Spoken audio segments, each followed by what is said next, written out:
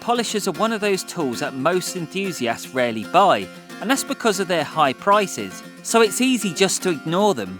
However, this cheap Lidl polisher ticks all the right boxes for someone with a small budget. Alright, so let me give you my first impressions. Well, looking at the size of it, it's not gigantic, and that also gives me another benefit because it's not too heavy and it's not too clumpy either.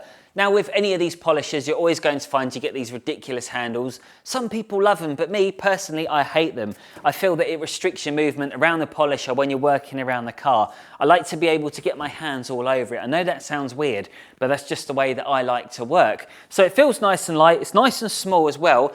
Some people might say that 3 meters isn't really that good for a polisher, but there again, I've got an extension lead down there. Is it really a problem? I don't think so. I also got a 7-inch backing plate with this, and personally I prefer it if it was a little bit smaller because I like to focus on smaller areas that I'm targeting, but hey, beggars can't be choosers. Now it does come with a pad as well. I'm not really a massive fan of this. It doesn't really look that great, and when you put it on, I mean, because we've got a very thin backing plate here, I think it'd be very easy if you don't get this on properly. Even if you do, I think there's a very fine line here, so you could potentially scratch the car because it's very easy to overlap. So I wasn't really a massive fan of this, so I needed to get myself, check this out, I've been splashing the cash.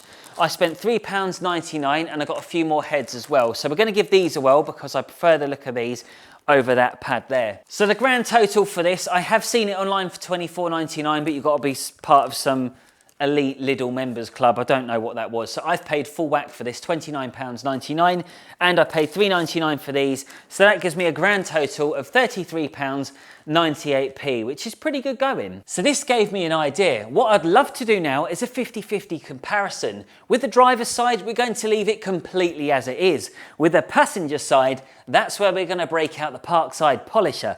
Now, if I rub my hands over the bonnet, listen to this. It's just horrendous. I would say that's rougher than their own toilet paper. So that means we need to now carry out a proper decontamination before we even start polishing.